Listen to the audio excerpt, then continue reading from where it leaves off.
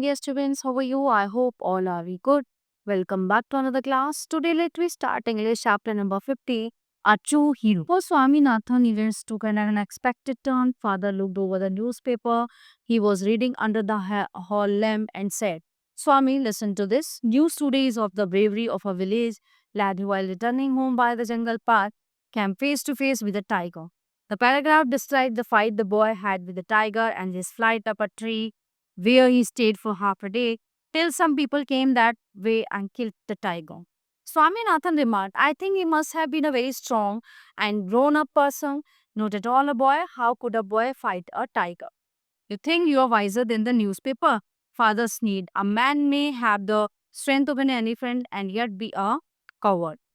Whereas another may have the strength of a saw, but if he has courage, he can do anything. Courage is everything. Strength and age are not important. Swami did not agree with this theory. How can it be, father? Suppose I have all the courage. What can I do if a tiger should attack me? So leave alone strength. Can you prove you have courage? Let me see if you can sleep alone tonight in my office room. A frightful proposition. Swaminathan thought he always slept beside his granny, and any change in this arrangement kept him trembling and awoke all night. So he hoped at first that his father was only joking. He numbed weakly. From the first of next month, I will sleep along, father.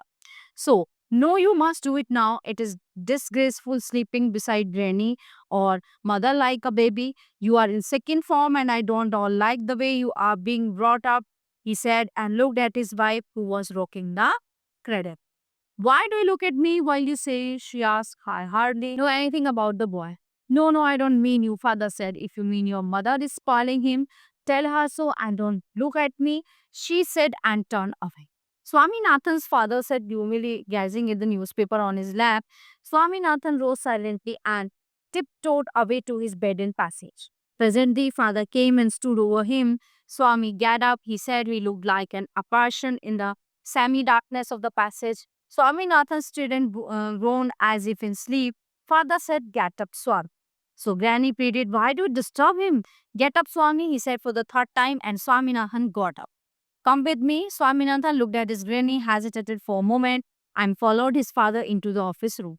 On the way, he threw a look of appeal at his mother, and she said, what do you take him to the office room? He can sleep in the hall. I don't think so, father said, and Swaminathan slunk behind him with bowed head. Let me sleep in the hall. Father, he pleaded, your office room is very dusty and there may be scorpions behind your law books. There are no scorpions, little fellow. Sleep on the bench if you like. Can I have a lamp burning in the room? No, you must learn to be afraid for darkness. It's only a question of habit. You must cultivate good habits. Will you at least leave the door open? All right, but promise you will not go to your granny's side at night. If you do it, by day I will make you the laughing stock of your school. Swaminathan felt cut off from humanity. He was pale and angry. He hated the newspaper for printing the tiger story. He wished that the tiger hadn't spread the boy who didn't appear to be a boy after all but a monster.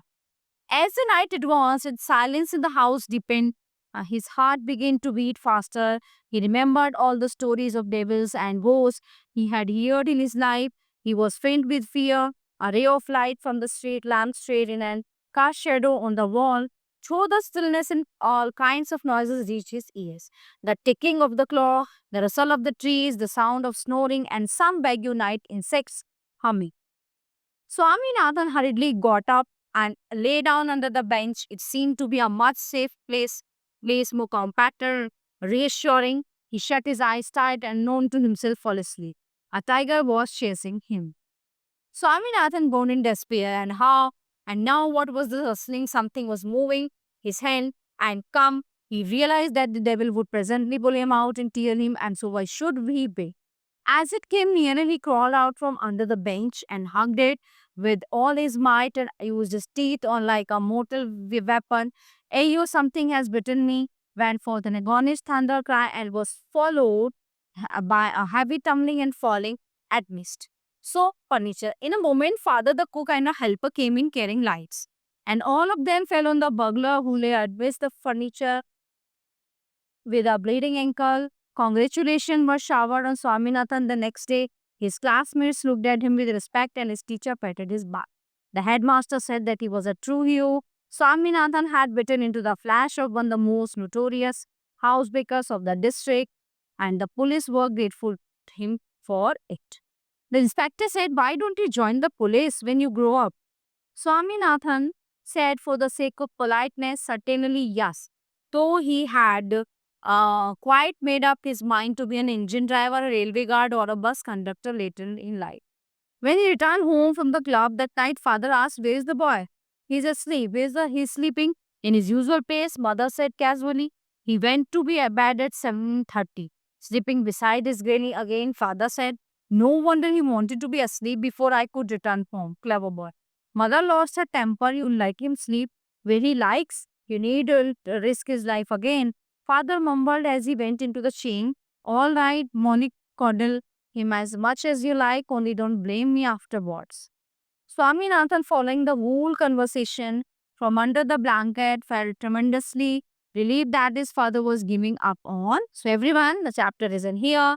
I hope you all a very well understandable chapter. So, we will meet to the next class. Thank you, everyone.